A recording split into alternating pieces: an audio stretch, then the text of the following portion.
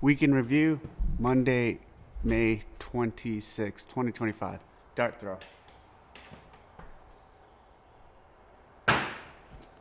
Wide left. Okay, let's jump into this. This weekend, Saturday, I did Ruck Race League Event 2. So Event 2 it's called Atlas, and you put on as much weight as you want to put on a ruck, and you go for 1 mile. And so I have this outdoorsman pack that has this little stub on it, this little like a plate carrier. And so I'm like, I'll just put as many plates on that as I can and start from there. So I put 3 steel plates, which was 135 pounds, and I was able to fit an additional 5-pound plate on and put a clip through to keep it secure. And so basically it's going to start with 140 pounds. Before that, my cousin who I did it with mentioned, hey, why don't we put a couple weight vests on, because that's allowed. So I had 2 weight vests at home, so took those, put those on, and so we ended up having around, we thought, 183 pounds with the pack and everything. We actually weighed it at the end, and it was more. But anyway, so we went for the mile. I did a video on it.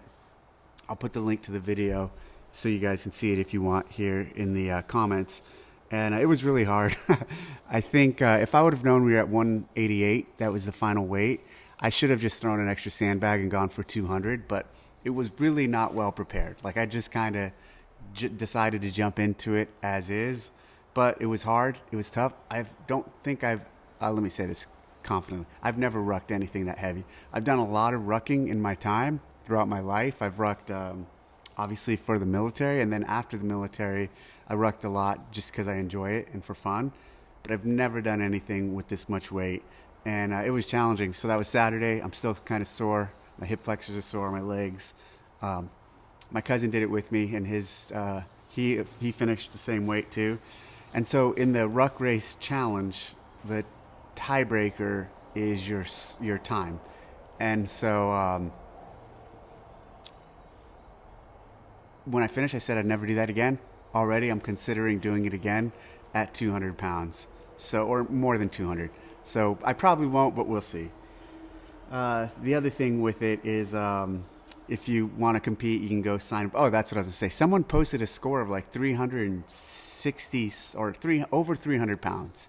That's insane. I'd like to see the video of someone rucking over 300 pounds for 1 mile. There's a lot of guys who've done it over 200 pounds. So very impressive efforts. Definitely pushed me outside of my comfort zone into something new. Community Cup. I got my t-shirt on. So sign up for the Community Cup. It's coming up in a couple weeks. Community Cup presented by Yeti. This is part of a bundle where you get the shirt and the nutrition course and registration into the Community Cup. Went through the workouts last week with the team. There's 3 workouts, and there's 5 different levels. There's pro, advanced, intermediate, novice, and rookie. And each level has a different scale for each workout. So within the class, the gym will be able to program the workout, and there'll be variant scales to each workout. So everyone can do it at the same time. They'll just have their different modifications for their ability level. So I think it's going to be fun. I'm really excited about it. I'm really excited at this opportunity to compete against people that are kind of within my own category and see where I stack up there. Also last week, did an interview with Maria Quintero of Medellin, Colombia, and that was really fun. So that's another games athlete. She qualified out of Copa Sur. I'm kind of lagging on these games athlete interviews. I need to pick up the pace and do more of them. I have last year I started this like with a month to go until the game, so I had to get real aggressive and interview all 80 of them before the event. This year, because I have a few more months, because I started it earlier, I'm kind of taking my time on it, but I should try to do at least a couple every week. And the affiliate interviews, I need to keep those going too, keep them up. All right, let's jump into comments. At Luddy Shanks. Hey Dave, Taylor Self reviewed IE1 on the Sevon podcast after your team released it. He mentioned creative ways to earn a second score in the event by means of the best row split per 500 on the 3K row.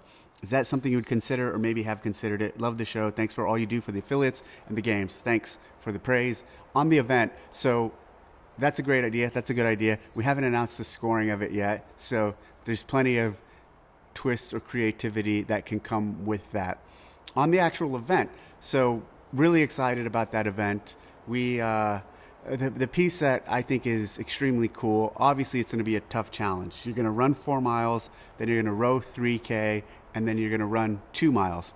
It's going to be outdoors, and the piece that I think is cool, and the reason we announced this earlier than any event we've ever announced, is because it is also going to be a spectator activation, meaning after the athletes do it, throughout the rest of the weekend, it'll be their first event, so Friday morning. Throughout the rest of Friday, Saturday, and Sunday, spectators or anyone who wants to try it or just take on the individuals can sign up to do this in the exact same spot, in the exact same order. That being said, we will have some scales available. So there will be an option to, so ours is, the main one is 4-3-2, which people can do. We're going to look at some with reduced distances. So reduced run, reduced row, and then reduced final run. These types of challenges, like Hopper called me and said it's boring. And the point of these things, well, a couple points on that. The point of these things, the point of a lot of these workouts is on paper isn't to be like, oh my God, that's the coolest thing ever. I think a lot of rookie programmers and new programmers try to write these things and try to make the workout the center of attention, or the written expression of the workout the center of attention. This is classic CrossFit in that it's just clean, simple, and what's going to really make it stand out is the athletes on the performance day, are the athletes on the games. The race that's had amongst the first 4 miles, the race, how hard you're going to push on the 3 miles, and then, frankly, giving it your all on the final 2 miles. So the simplicity of it is the beauty of it. And I'm really excited about this. And if you look at a majority of my programming throughout the years, there are some events that are like, wow, like when you read them. But there are a lot of events that I get criticized on because they're so just straight CrossFit and so basic. But they also end up still being some of the most exciting events, some of the most appropriate events for the test of fitness, and when they play out at the games. So, you know, and then you take a look at something like this. Of course, we need a longer endurance test. This is definitely going to be on the longer end. This is definitely endurance, obviously. And it has some components that we're able to do at the games that we're not able to test at the other stages, specifically long running. And you even look back at what happened during 333 years ago. I mean, at that time, Rich was the most dominant athlete and nobody saw any flaws in him. And then he went from being the most dominant athlete to having to walk on the actual event. And that became a huge storyline for the weekend. And even since then, for even now, people still talk about it. So, and 333 was the same sort of thing. On paper, kind of simple. The row 3,300 double unders and then a 3 mile run. And, but yet the storylines that came from it and the competition that came from it and seeing the people push and everything that happened there, it was absolutely the right test and appropriate test. The other piece that people don't see when something like this is programmed, everything else, right? So that's not programmed in isolation. That's programmed in totality of what's going on for the rest of the weekend, and it all has to tie together. So I'm excited about that one. And if you want to do it, you have an opportunity to do it at the games. And I'd love to call out some of these top endurance hybrid athletes to try to come down and throw down and beat these guys at this event. There's some of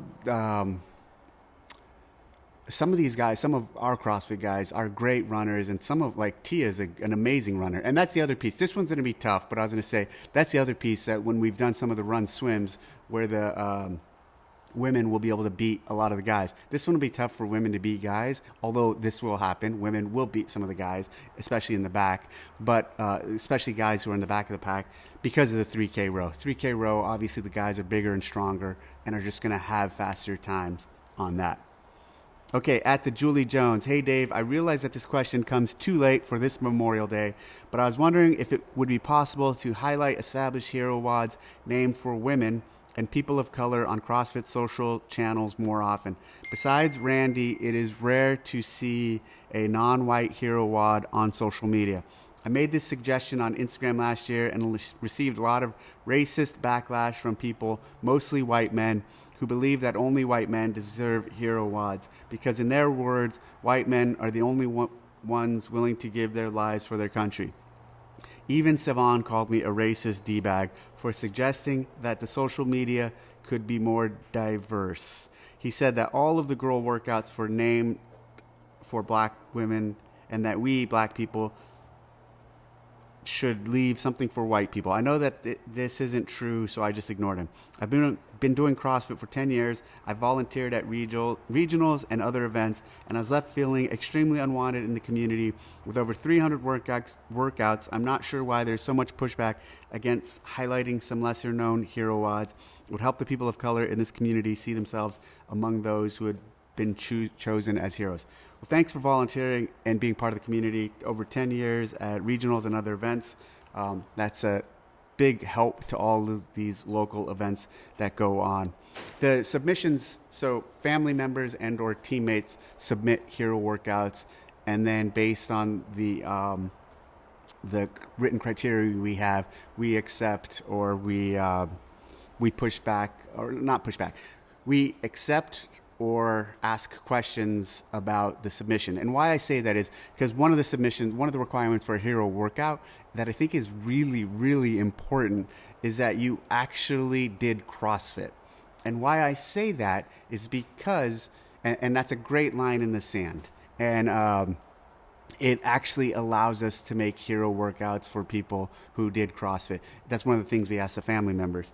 If we didn't do that, we've had a lot of requests for stuff like, could we make a workout for, God, what was that name of that Army Ranger? I'm drawing a blank. The guy who played football. We've had requests for him to make a hero work. Pat Tillman. We've had requests for a Pat Tillman hero workout. Great guy, honorable with what he did. Amazing story. It's ultimate sacrifice. But Pat Tillman, it was a long time ago. Pat Tillman was not a CrossFitter. Actually, I'm good friends with someone who served with Pat Tillman, and he said Pat Tillman was definitely not a CrossFitter. Martin Luther King. We've had requests for Martin Luther King hero workouts. Queen Elizabeth. We've had requests for Queen Elizabeth hero workout. And actually, I think there was big controversy because someone over there did make a workout. It wasn't sanctioned by us for her. And so my point is, it can get really gimmicky if we just had hero workouts without the strict requirements of what of actually having been a CrossFitter. That being said, like in terms of race or color, I'm brown. Like we don't look at that at all or have any approval or denial because of color. And I don't know how many brown skin hero workouts there are. I don't know how many black hero workouts there are. It's something I've never thought about or cared about. I think if you want to highlight some of them, if you want us to highlight, I will say this, in any that we highlight or don't highlight, it has nothing to do with the color of their skin. I would appreciate, Julie, maybe you could pull a list together and just for my own awareness and email me, dave@crossfit.com, all the hero workouts, just so I can see who they are, just for my own personal awareness. But I will say, again, us posting or highlighting any hero, and again, you mentioned Randy. That's a great example of he was actually LAPD SWAT, and I remember,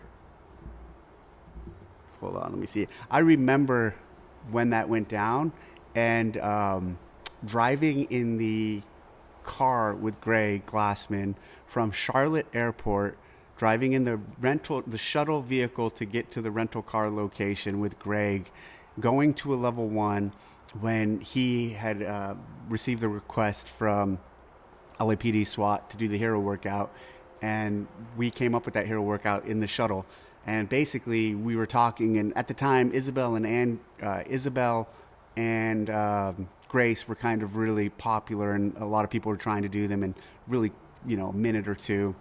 And so we both are kind of obviously, he created it, and I'm influenced by him. The old school CrossFit, where there was this default theme going of let's make everything heavier, and so we kind of decided, hey, let's do a snatch version of Isabel that's really light and super high rep, just to kind of flip the script on its head at the time.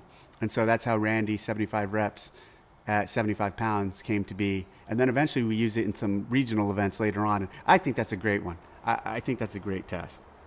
So William Blood 2553. Hello, Dave. Were you able to do Memorial Day Murph? If so, what's your time, and do you partition the reps? I'm going to do it in a few hours here at the ranch with my brother and some of his friends, and they have a little family class that does it together. I'll do it with my daughter, and she's new to CrossFit, so we'll share the work, and we'll do it together.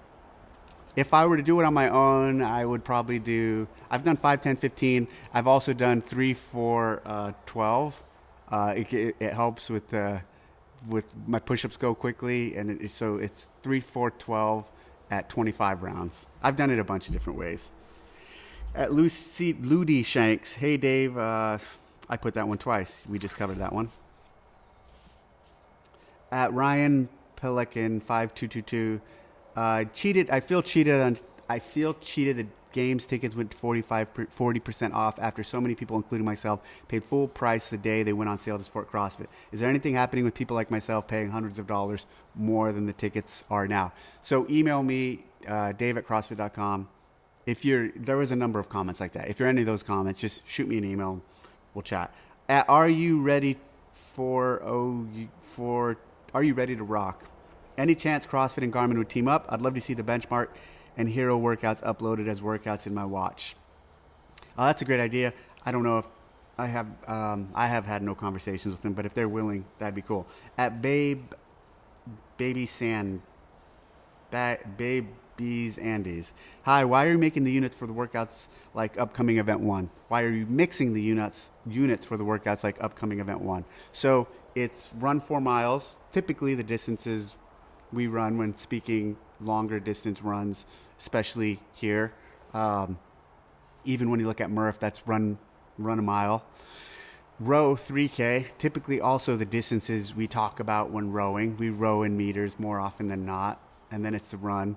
And so it's a little more true. It's a little more true to CrossFit in terms of some of the distances we use, and the numbers 432 flow nicely, and it's also fine.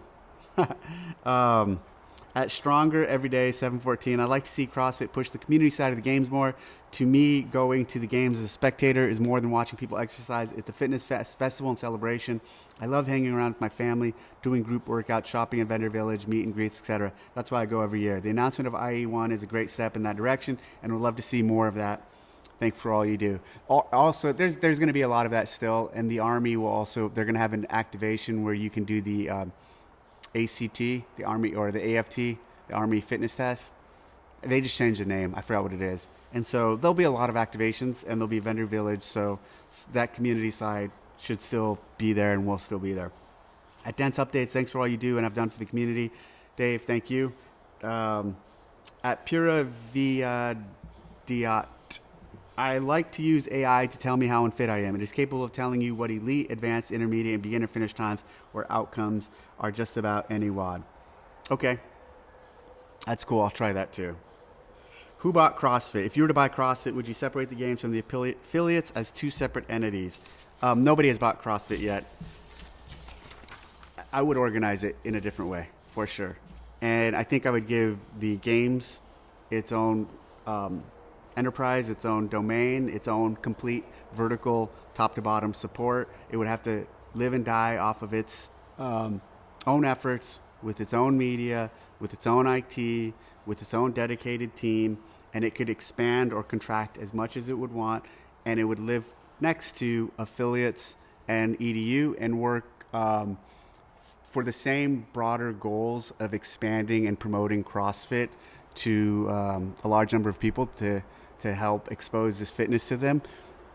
But affiliates in EDU and that world would also live on its own. So they'd have to get along. But I think if I owned it, I would give them some freedom to run the sport, the games team, independent of those two. But I don't own it, and I'm not going to buy it because I don't have that type of money, so we don't have to worry about that. Okay, that's it. Thanks for tuning in. Happy Memorial Day. Good luck with Murph if you're doing it.